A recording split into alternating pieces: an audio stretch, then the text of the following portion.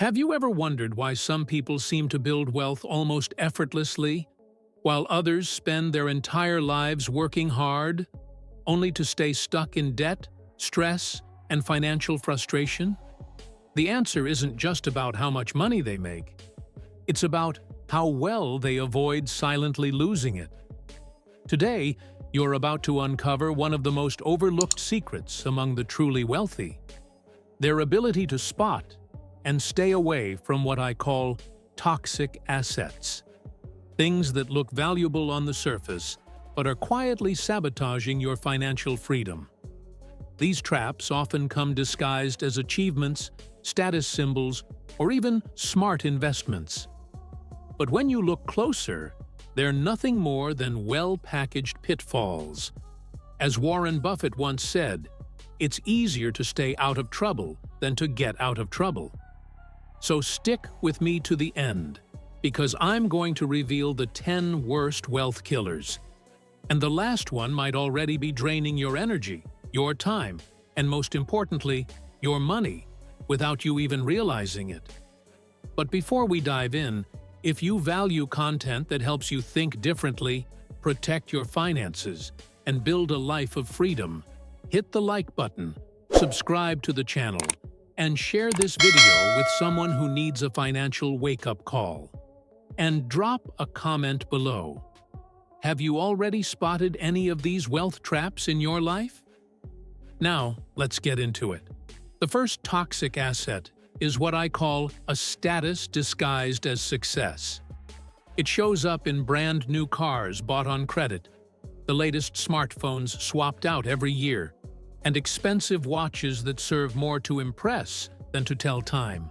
It all looks like success, but it's actually burning a hole in your finances. The truth is, trying to prove your worth to others is expensive. While most people are busy trying to look rich, the truly wealthy are quietly accumulating real assets, things like investments, businesses, and income-generating properties that make money even while they sleep. Here's a simple rule of thumb. Before you buy anything, ask yourself honestly, will this give me a return? Will it bring me more freedom? Or will it just drain my money? The second toxic asset is sneakier, but just as dangerous. Automatic small expenses. Think unused subscriptions, hidden bank fees, and those just a few bucks apps. $5 here, $10 there. Alone, they seem harmless. Together, they form what I call financial bleeding. You don't notice it, but your money is leaking away month after month. People lose thousands every year this way and don't even realize it. The fix? Audit your spending. Go through your bank statements. Cut what doesn't add real value. Because every dollar you don't waste is a dollar you can invest. And that brings us to the third wealth trap. One so common, most people assume it's just a normal part of life. The third toxic asset quietly sabotaging your financial freedom is a house bought on impulse, often financed over decades at high interest rates, without really considering whether it even makes sense for your life right now. Owning a home is still seen as a symbol of stability, but in many cases, it becomes a prison, locking you into a fixed expense, limiting your mobility, and keeping you from jumping on better opportunities, like investing in something with real returns. This isn't about saying owning a home is wrong. The question is, does it actually serve you right now? Is it giving you more freedom, or just draining your income every month? Be honest with yourself. Look at it with logic, not emotion. The fourth wealth killer is easy credit, especially when it's used emotionally. Credit cards, overdrafts, instant loans, they give you the illusion of purchasing power, but in reality, they come with interest rates that lock you into a cycle of dependency. The trap is subtle.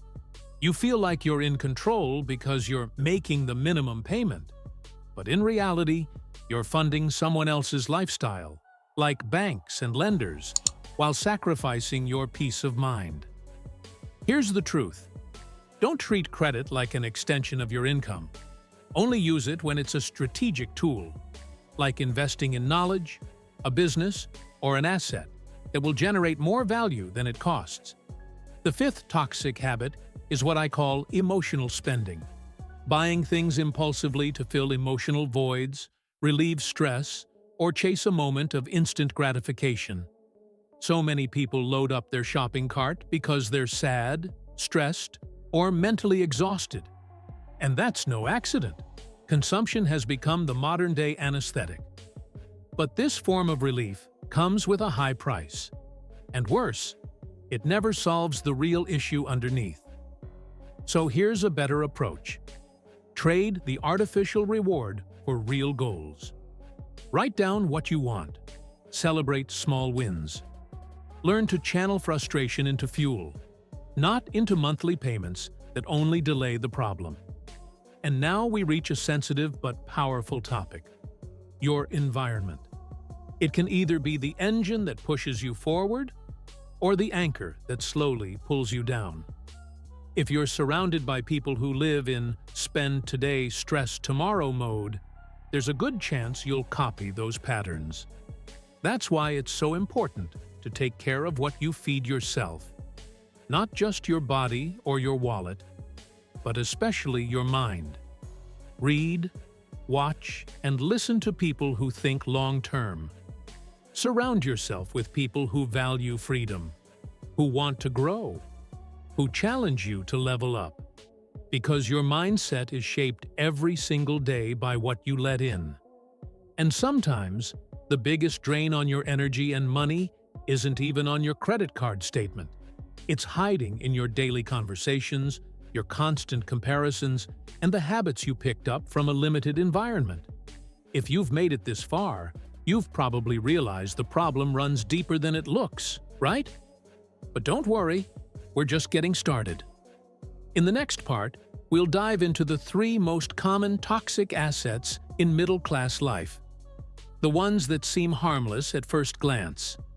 And that's what makes them truly dangerous. Because when something toxic feels normal, it's already doing damage. Now we're getting into the toxic assets that affect the middle class the most. These aren't just common. They're actually celebrated by society. And that's exactly the danger. Behind this illusion of normal, they hide a massive cost to your financial freedom. Let's start with the 6th wealth killer: the car as a status symbol. Owning a car is a milestone for many people, but the trouble starts when that car becomes an extension of the ego. People trade in vehicles every 2 or 3 years, not because they need to, but because they want to appear successful. Meanwhile, they're taking on financing deals that eat up a huge chunk of their income, all to look good, while their financial reality quietly falls apart.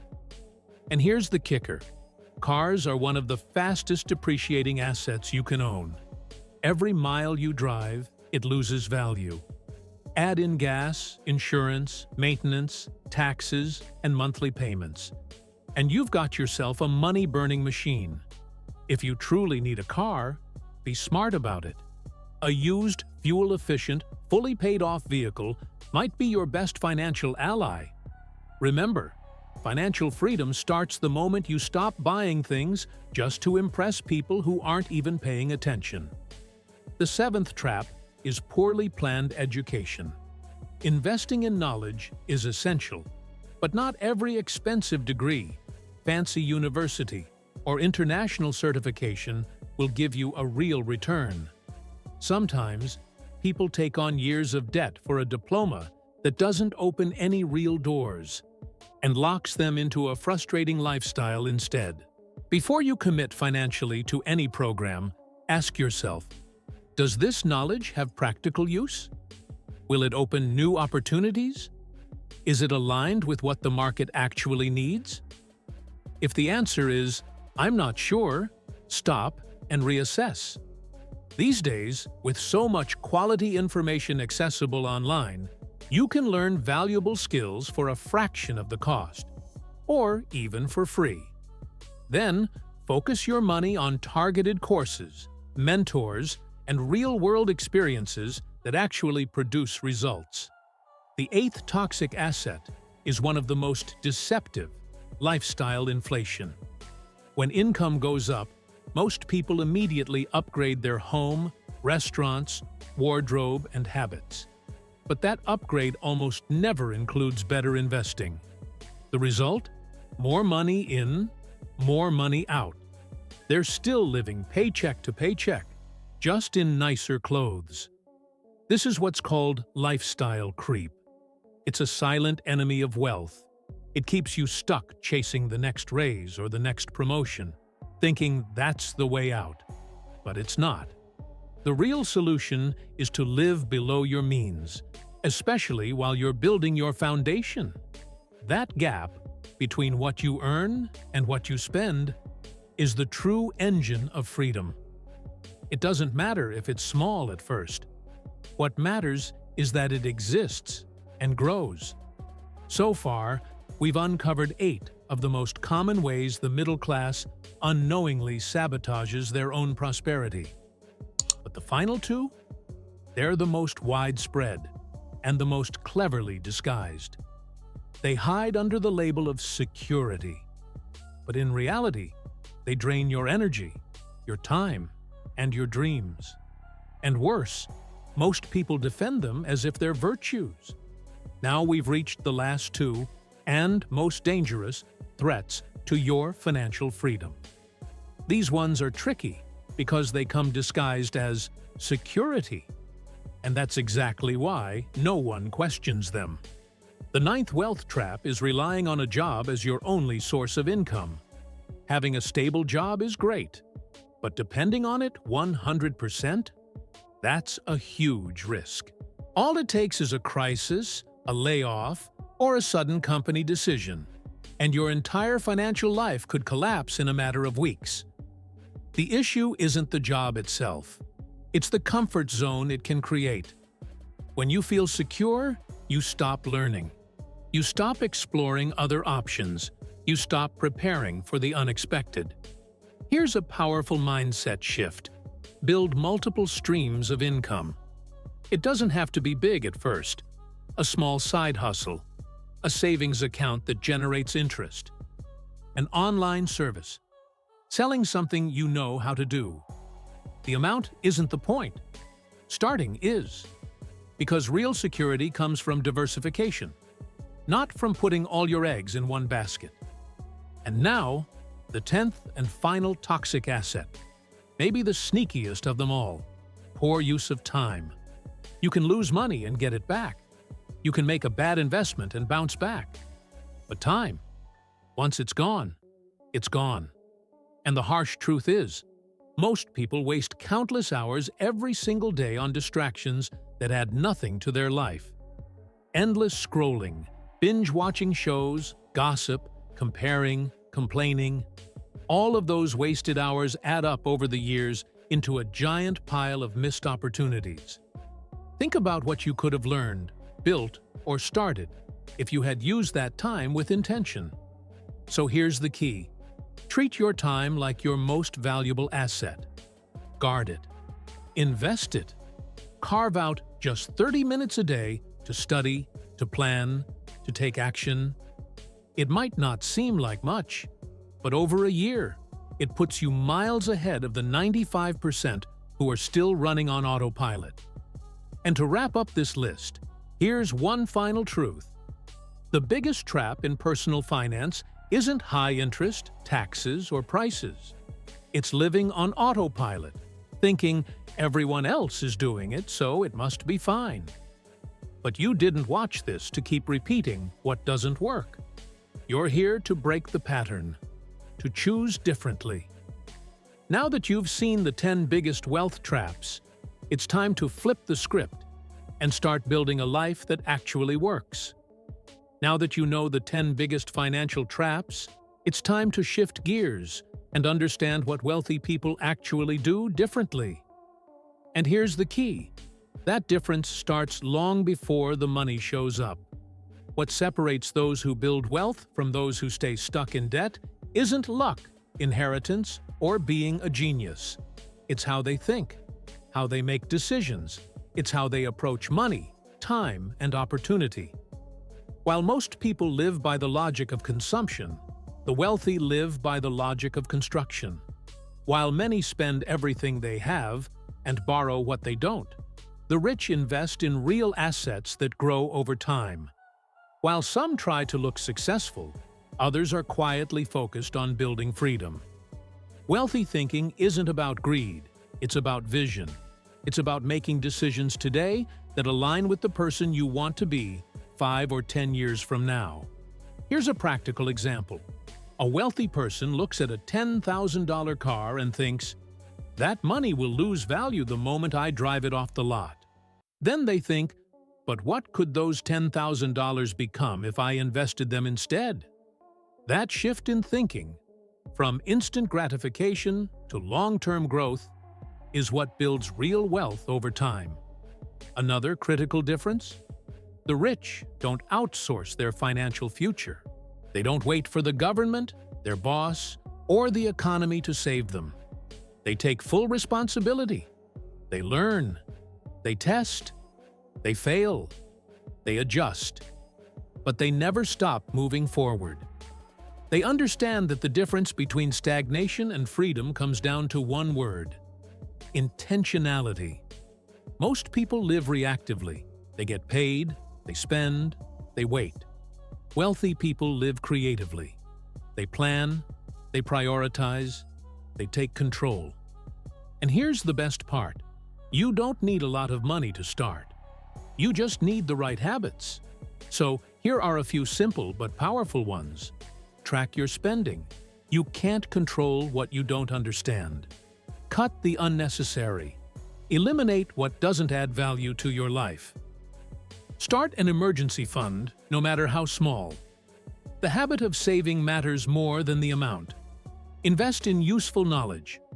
Learn about money, mindset, and business.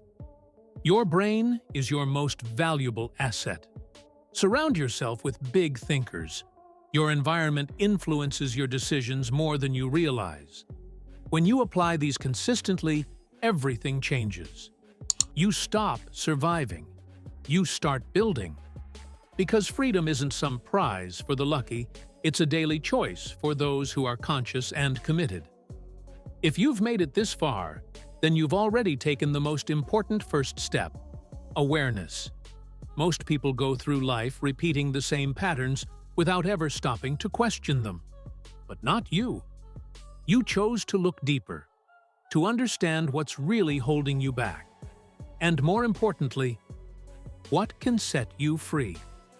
In this video, we've uncovered the 10 biggest threats to your financial freedom. Things that seem harmless or even desirable, but quietly erode your ability to grow and build wealth. And here's the turning point. You don't have to be a prisoner to any of it anymore. Because now, you know. You know the issue isn't your paycheck, it's what you do with it.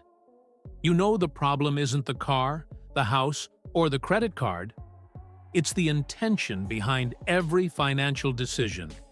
And you know the key to freedom isn't working more, it's working smarter, with direction and purpose. From this moment forward, your path shifts. You can keep blaming the system, the government, the lack of opportunities, or you can make the choice that every true wealth builder makes. Take action, even when the conditions aren't perfect.